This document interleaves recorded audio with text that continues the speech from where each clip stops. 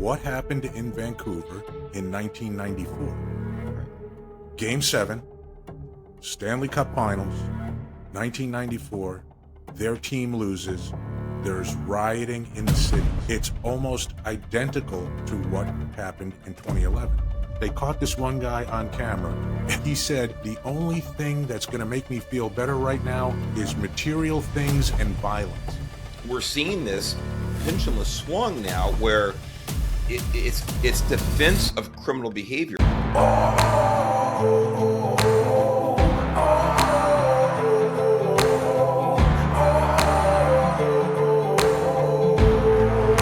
Chief Mark Garrett, here we are again. Another week's gone by.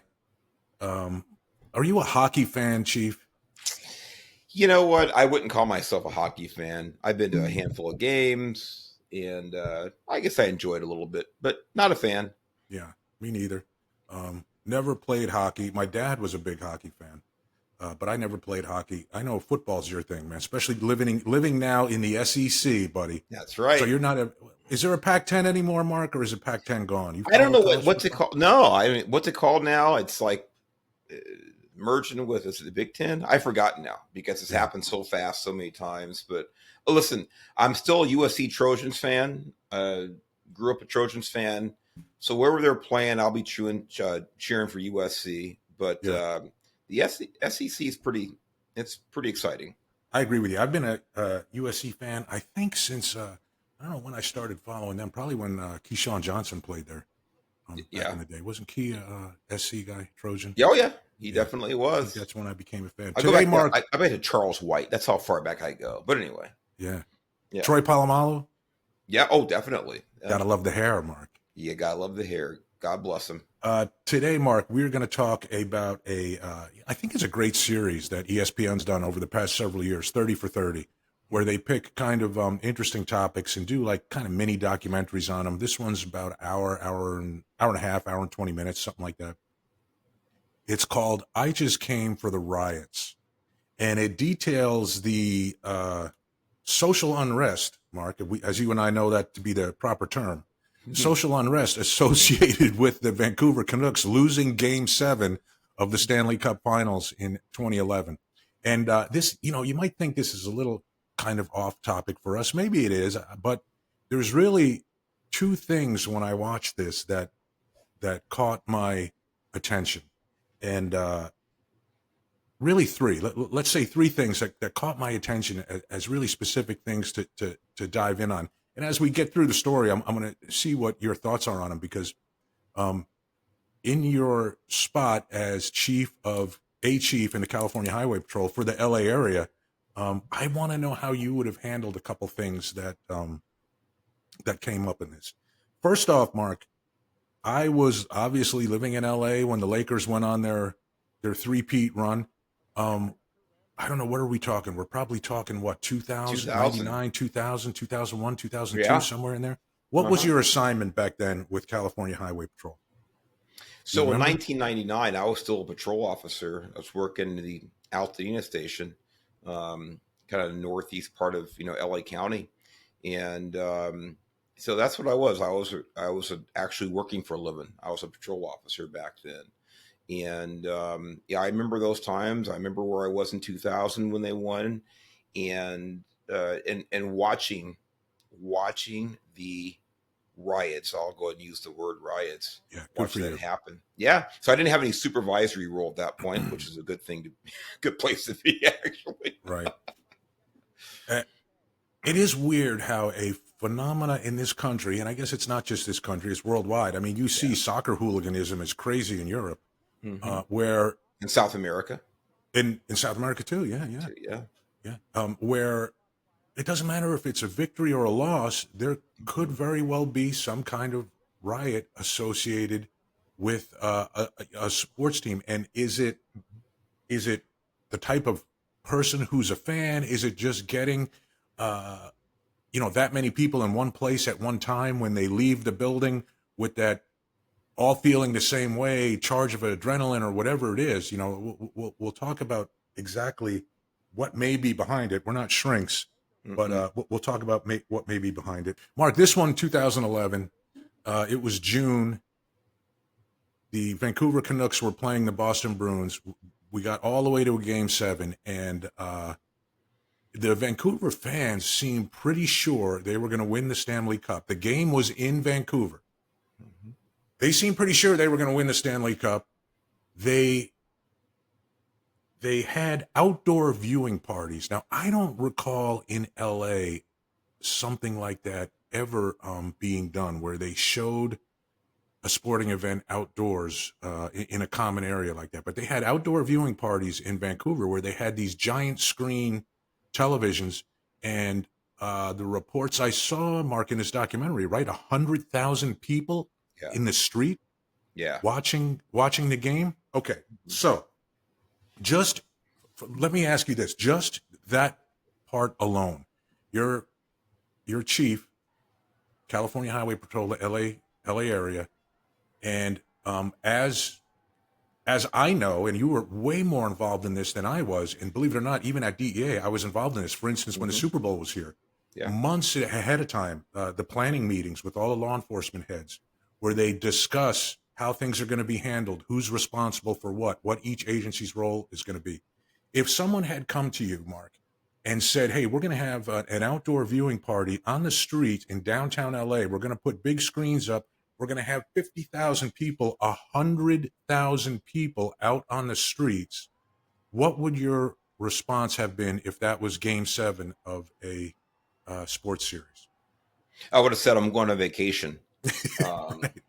that's what I would have been out of the country. Well, Yeah. that that would have been my desire.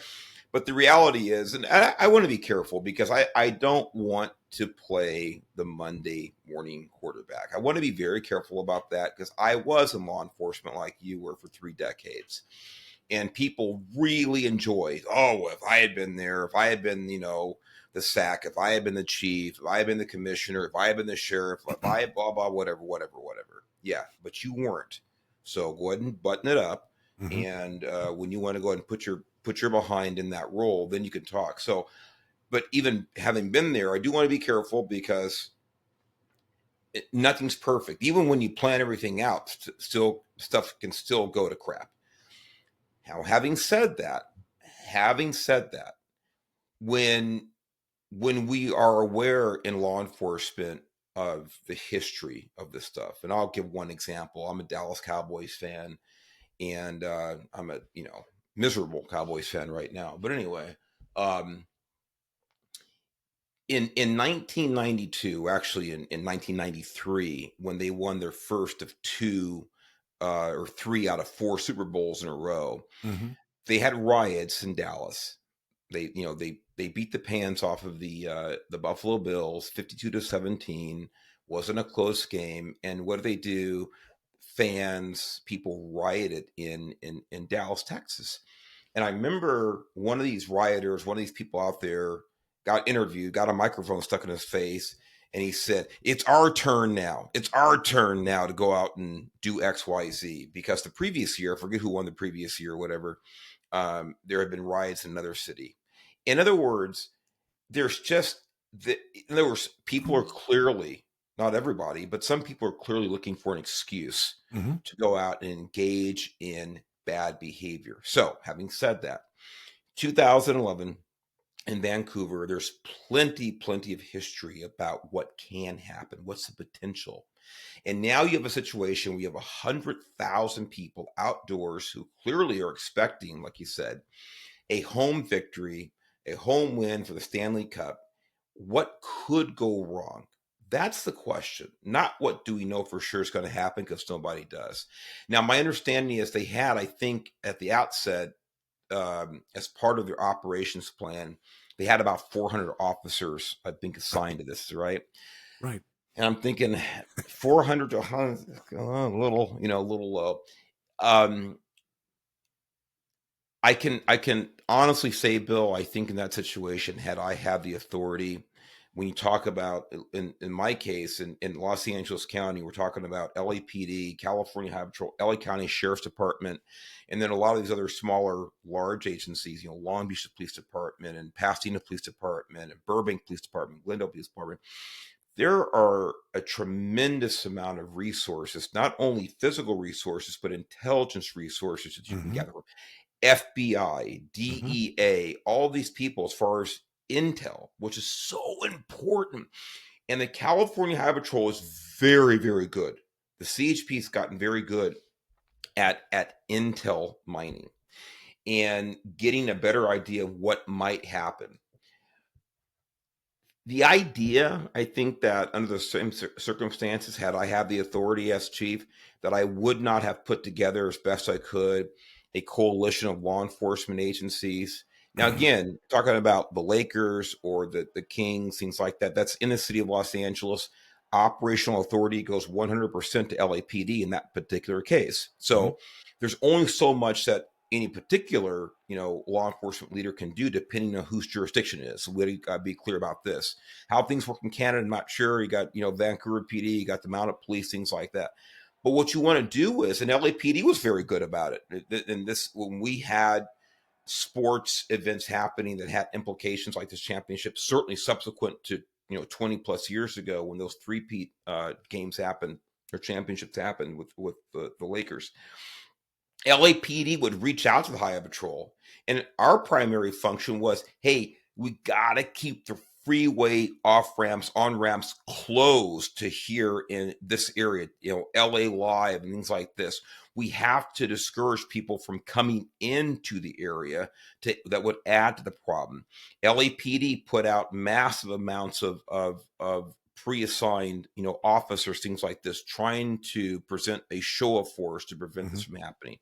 So, that's a long answer to, I think that they could have and should have prepared better based on the clear evidence of something possibly going really wrong. And that goes to, like I said, Mark, when I opened this thing, I said there was probably 3 points really that, that I think are significant about this hour and 20-minute program. The first one, which they didn't get into until probably almost an hour into the show, but I thought when I heard it, I said, "Are you kidding me?" Was what happened in Vancouver in 1994, Right. Game 7, Stanley Cup Finals, 1994. Their team loses. There's rioting in the city. It's almost identical to what happened in 2011.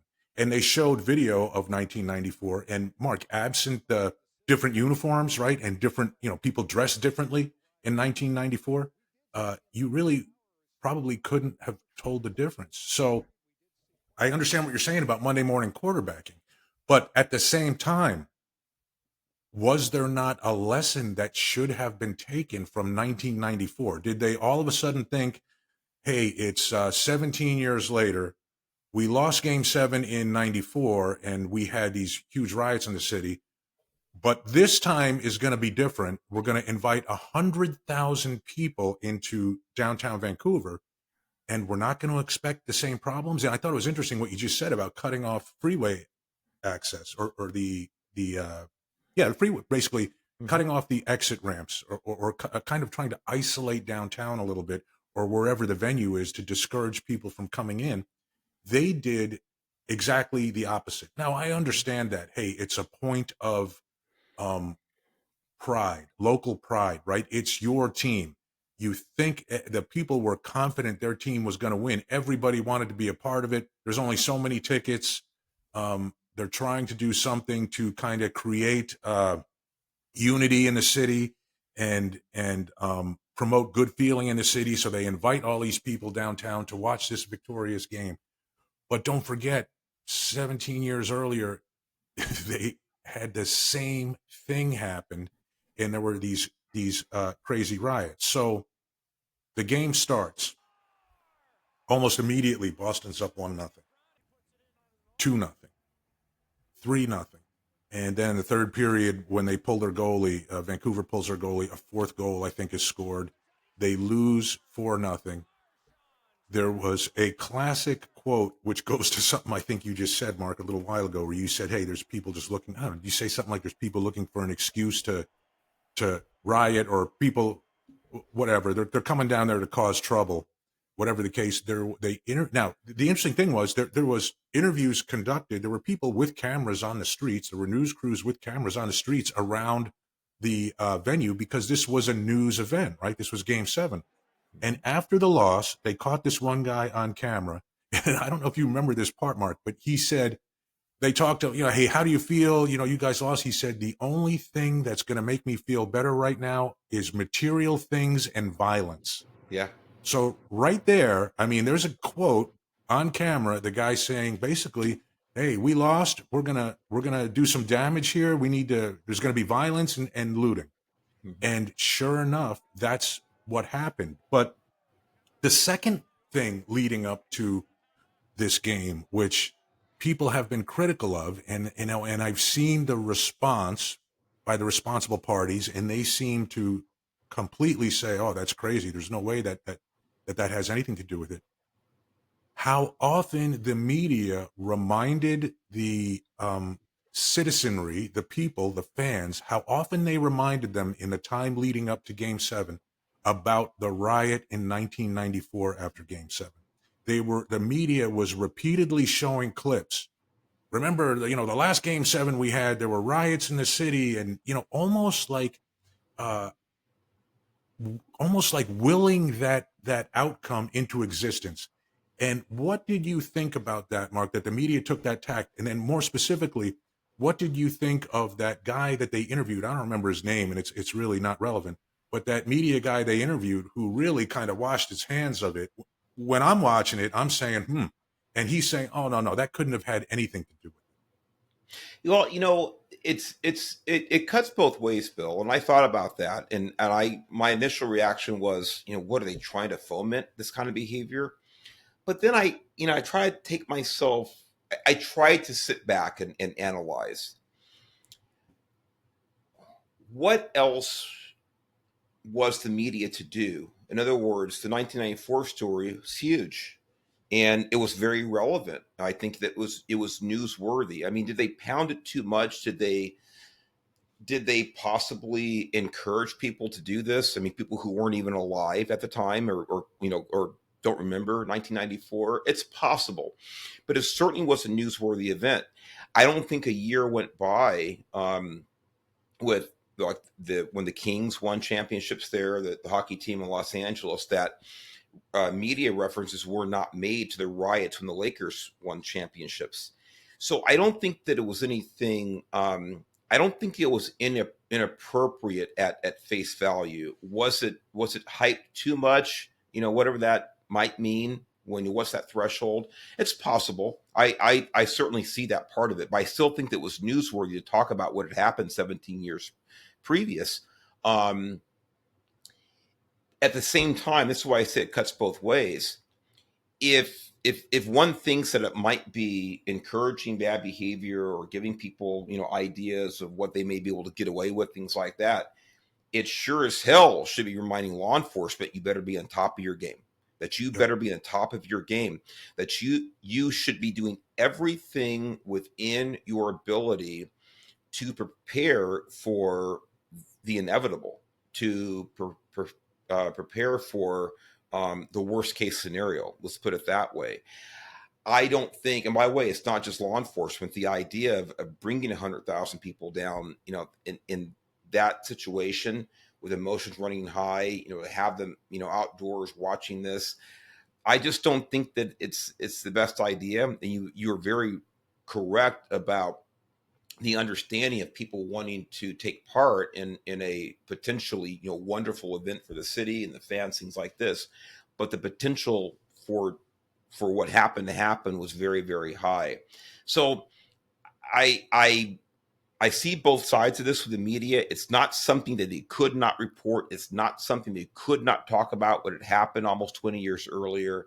Could they have gone too far with it? It's possible.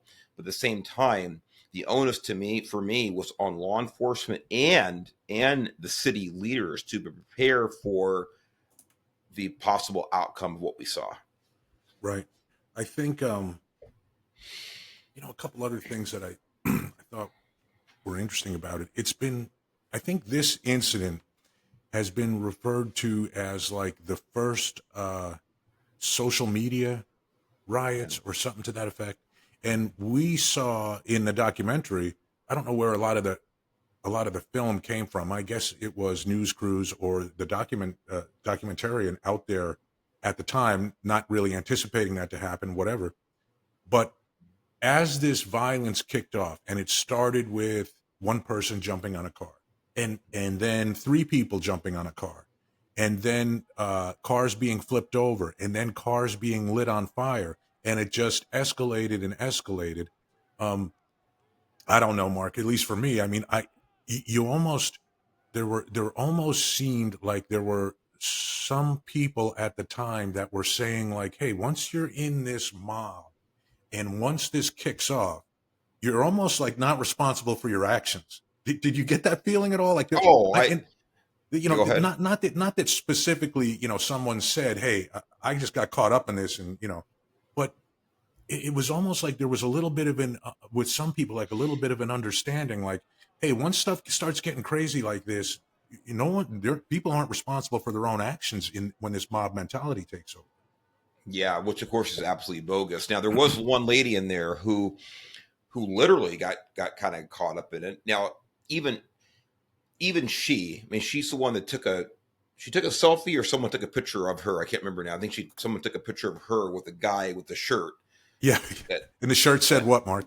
and the shirt said, "Oh, you know what was it? Is that what it said? I'm just here for the riot. I'm just here for the riot." Right? I can't remember Right. if it was something vulgar on it or not. Yeah, but he had the shirt. "I'm just here for the riot," which obviously we get our title from. But she did absolutely nothing wrong. She didn't engage in any illegal behavior whatsoever. But of course, her image was plastered all over social media, all over the world, and so she paid a personal kind of political price for this, and personal life, I think her employment life, things like this. But she didn't do anything wrong. But she was kind of the poster person for this whole thing, because she allowed herself to be put in a bad situation, but didn't engage in any wrongdoing whatsoever. Now, going back to once you're caught up in it, blah, blah, blah, you're not responsible for your own actions, or, blah, blah. Look, here's the thing, ladies and gentlemen. A mob cannot exist without individuals that make it up, period. Well said. Okay? So this whole thing, it's a mob mentality. Mm-hmm. Now, what that means to me is that you decide to allow yourself to be influenced by a particular group behavior. Group behavior is a real thing. But again, it only becomes group or mob. Well, you stick with the word group. It only becomes group if individuals make a decision to fall into line. Period. Emotions are very powerful. I don't dispel. I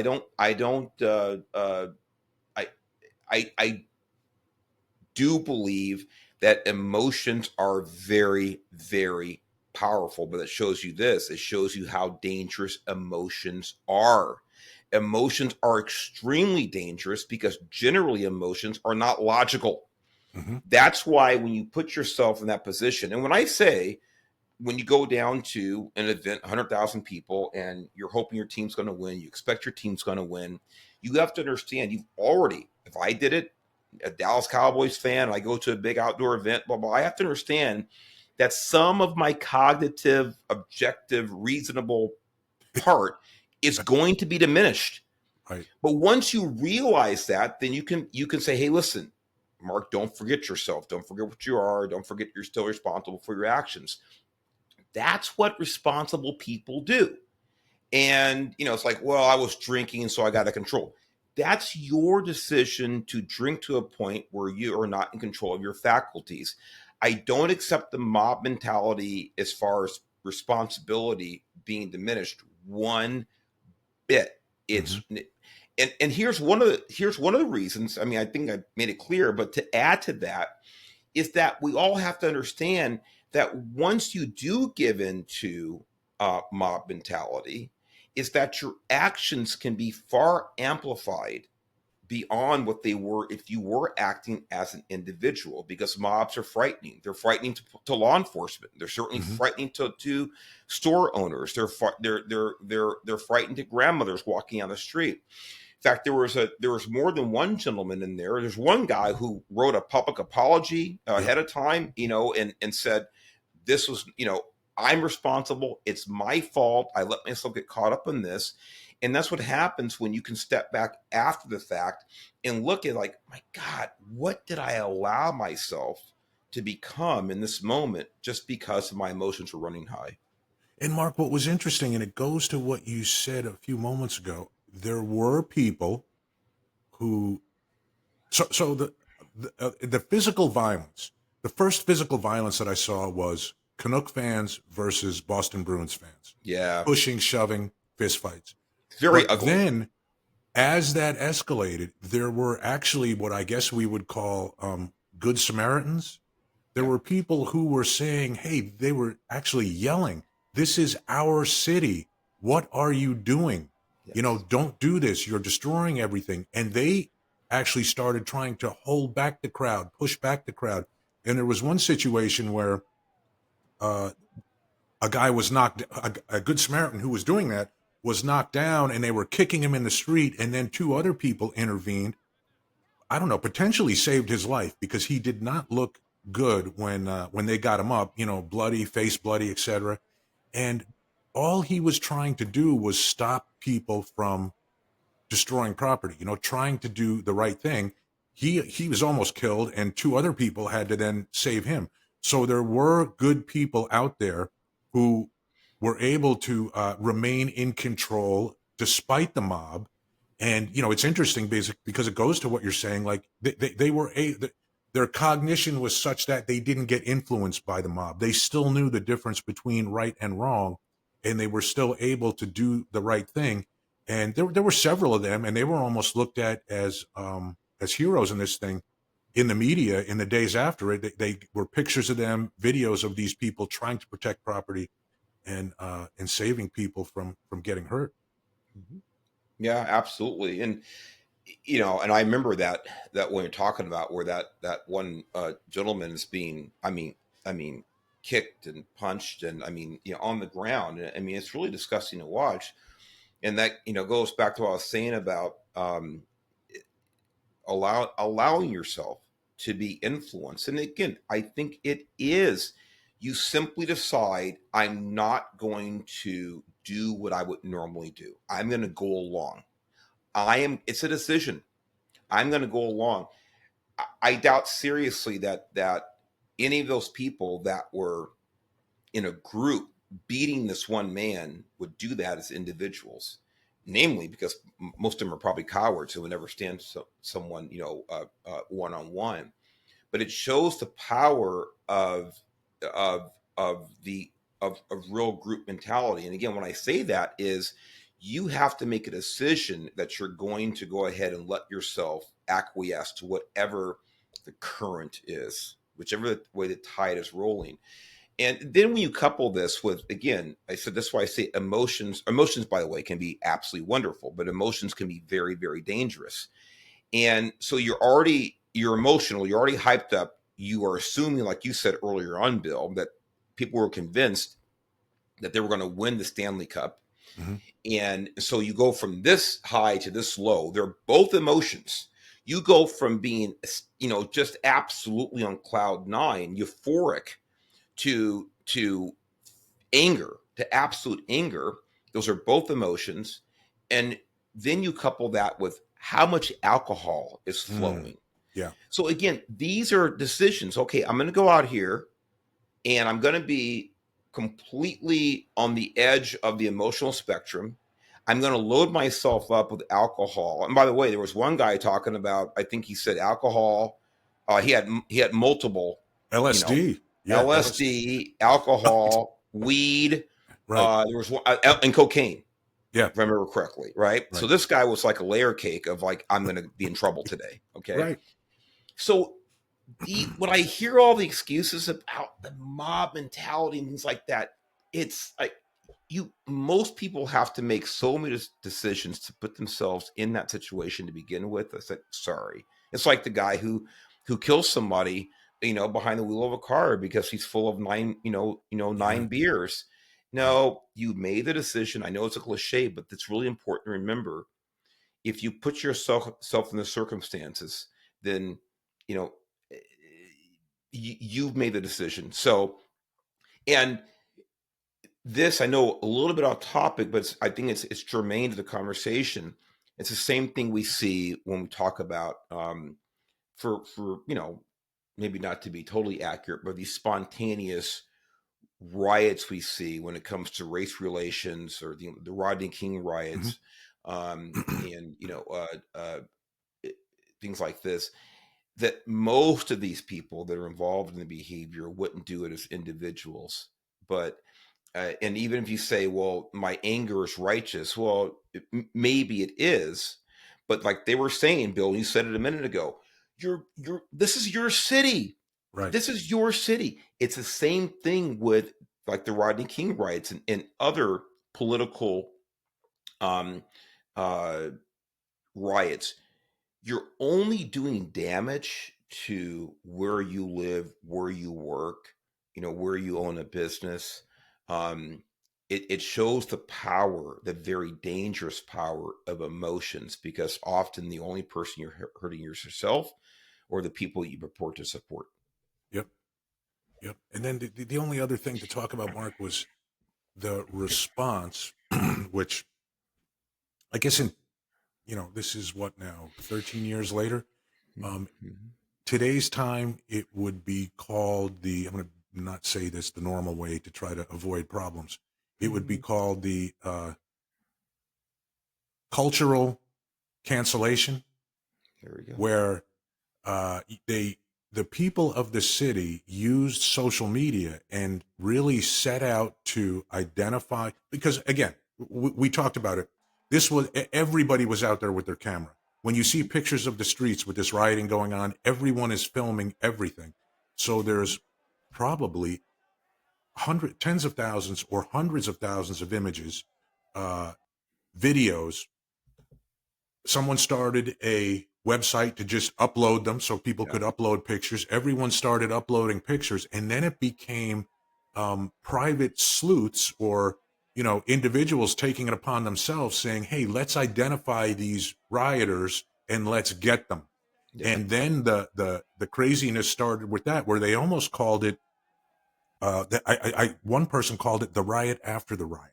Mm-hmm. It was the internet riot after the riot, where just as much, and I'm not saying justified or not justified, Mark, I'm just saying that they set out and started destroying the people that had destroyed the city.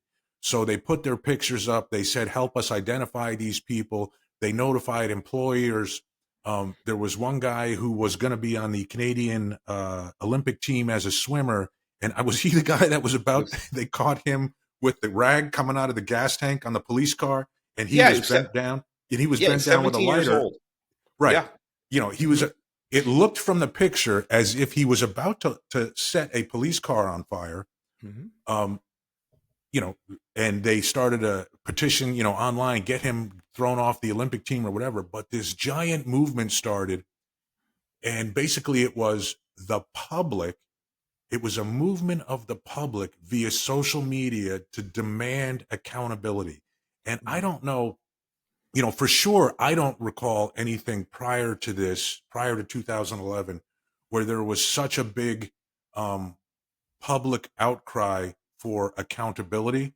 And really, to be honest, in this country, I don't think I've seen anything like that since. But social media was used to identify these people. And how many? Do you remember how many people were charged, Mark? I don't. I have a number in my head, but I'm probably, so for some reason I want to say 700, but I don't know if that's I can't remember. And again, I yeah. I I could watched be, the you have to, document a couple of days ago, but someone fact check that to me and put it in the yeah, comments if it was 700. But it was a lot of people. But again, the law enforcement part of it was really only one thing. The other part of it was just independent people, like, hey, do you know this person? Upload their name. notify their employer, just really trying to go after these people and demand accountability. Um, Questions for you, Mark. Have you seen anything like that since in this country? And what was your thought about the public using social media as an accountability tool to hold these people responsible? Well, I answer your second question first. My thought about that is that the condemnation via the public square is something that has been around since recorded history. And the only thing that's changed, of course, are the tools that are available. Of course, social media now is obviously so prolific. You can't walk down any street without being on someone's camera, Hmm. and so the potential there to solve crimes, to hold people accountable, is tremendous. The potential there to implicate totally innocent people is just as prevalent. And Hmm. in other words, that lady we talked about earlier, standing next to the guy with the shirt, saying, "I'm only here for the riots," is example number one. So it's a tool, but it's a tool that can be misused. Um, have I seen anything like it since? No, uh, not to my recollection, and I wish that we had seen something like that since then. And specifically the 2020 riots. Here's the thing, here in the United States, Bill, is that there is certainly far more content available with the riots that occurred across this country than there were at the 2011 Stanley Cup Finals Hmm. in Canada. But it seems that there was a disproportionate lack of use by the media and by law enforcement specifically, when it comes to holding people accountable in those riots. And that's what I thought about when it got on the topic that we're discussing now in that Hmm. documentary. I thought, man, you juxtapose this to what happened across the United States and the countless thousands of people who engaged in heinous crimes, including murder. Hmm. And I think there probably some are still unsolved. But certainly the vandalism, the felonious assaults, the grand theft, um, I think in some cases kidnapping, in other words, dragging people against their will from one place to another, that are still not only unsolved, but that are unprosecuted, that are Hmm. unindicted, and they're caught now. Some were, but I think it's the federal building in Portland. I mean, that was under Oh, siege for weeks, yeah. for weeks. And there's still people who are on camera that have never been indicted for that. Hmm. And I'm thinking the question is probably a question for another show. Why? Right. Why, when you have something like this with a sports riot, a riot's riot, but the genesis of this was sports stuff. Why are those people in Canada held accountable? And by the way, they should be. They should be held accountable. Right. They should be. They should be subject to pressure from the public square. Um, but why was it so underutilized? The same tools during the 2020 riots here in America. I have my opinions, as you might guess, but it's a question I think each of us should ask. And I think so, Mark. I would say that, to some extent, I think people justify the lack of using it as a tool, a lack of pursuit. In other words, I think there's people out there that would say, well, it depends on why people are rioting. Mark, it depends on why people are rioting. This riot was justified. So we don't want to do this public square shaming for people that were out there with a valid concern. And my thing is, that's not, I don't think there's rioting is rioting. Damage to property is damage to property. Physical violence, violent crimes are just that. So the reasons behind it, I don't think should be looked at as either using public shaming or not using public shaming. But the I couldn't one agree more. thing, yeah, the one thing though, Mark, I would say is I think there has been uh, a lot of attempts at public shaming using social media in this country ever since 2011, but it's been based on what? Mostly political ideology. Almost Yes, 100%. right. It's been Almost mostly based 100%. on political ideology. And where is that public shaming when there's crimes of violence, I think is the question that you and I are asking. And then one more thing, going back to the pictures, the danger which we saw in Vancouver was photoshopping, right? They took the picture of that woman and the man with the I'm just here for the riot shirt. Yeah. And originally it was, I don't know if it was just in front of a building, right? It was just in front of a building, if I'm Yeah, not I think they were mistaken, with kind of broken like windows. almost like on in an intersection in front of a Yeah. building, if I remember correctly. Yeah. Next thing you know, they were right in front of a car that was on fire. They Yeah. were on the roof of a car that was on fire. It became like a meme or whatever, where they were just put all over the place, as happened with a lot of the people that were involved. The other interesting thing that I want to point out, and you and I spoke about this with Anthony, I think several months ago, is Canada. And you have to point me in the right direction here, Mark, because I don't remember the specifics.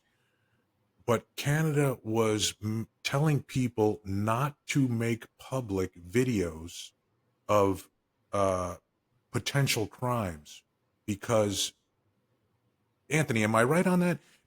Canada, there was something, whether it was RCMP or somebody was complaining that when people took video, like ring camera videos of a burglar Right. going in their house, they were making it public. They said that was inappropriate and that was going to be a crime, I think, if you did that. Yeah. And I don't know if that's somehow, if it's basically like almost lessons learned from incidents like this, where the public use of these videos got crazy and they almost started doing their own law enforcement stuff, or what it is. But it's interesting that in Canada that mindset did come out. And do you remember what the reason was for it? Were they saying it was right? Yeah. So Anthony is saying that it was not necessarily a crime, but they were telling people that they were not allowed to, or they didn't want people posting ring videos or public. They didn't want a public shaming going on of people stealing packages off porches or burglaries or that type of thing. And I don't know, maybe it's somehow related to incidents like this one in 2011 where the public, Canada, someone in Canada, let's put it that way, doesn't want the public demanding accountability if law enforcement's not going to demand it. Does that make sense? What I'm saying there, what I'm trying to say there, Mark? They don't want the Yeah. public. They may tell law enforcement, "Hey, don't look into this," and then they don't want the public doing law enforcement's job, right? Yeah. I mean, that's one, I think, one valid assessment of it, Bill. And of course, but there's a trend with this. I know, again, we're deviating a little bit here, but it is related. Uh, Public shaming for actual commission of a crime, I'm fine with that. In other words, I think everybody should be fine with that, right? Right. But what we're seeing is, and again, and I don't mean lifetime, persecution. I don't mean not being able to work. I'm not looking for that. But acknowledging that someone committed a crime against society is totally appropriate. But what we're seeing, I think, whether it's Canada, certainly here in the United States, certainly in the state that you live in, California, we're seeing the pendulum has swung now where it's defense of criminal behavior. I'm sorry, I don't know how else to say it. Is that the scarlet letter that used to be there, put on criminals' heads for engaging in that type of behavior has been wiped away. When you look at all the types of laws that have happened in California, reducing this behavior to a felony that used to be a felony to a misdemeanor, things like this is part of a trend. Exactly what the motivation for the Canadian officials to discourage people from posting ring video of crimes happening on their property, I'm not sure exactly what the motivation is. My guess is there's simply a watering down now of holding people accountable, whether legally or in the public square. Mm-hmm. Mm-hmm. So I think, somehow, Mark, we start with Game 7, the Bruins against Canucks, and we end with a broader discussion on public shaming. But I mean, that's what makes it interesting. It does. There's definitely a connection, and that was one of the first times in humanity where there was this digital public shaming and digital demand for accountability. Mark, very unlikely that there will be rioting anytime soon in Dallas for the obvious reasons. But thanks for having that conversation with me. Thanks today, a lot for the dig. I appreciate that.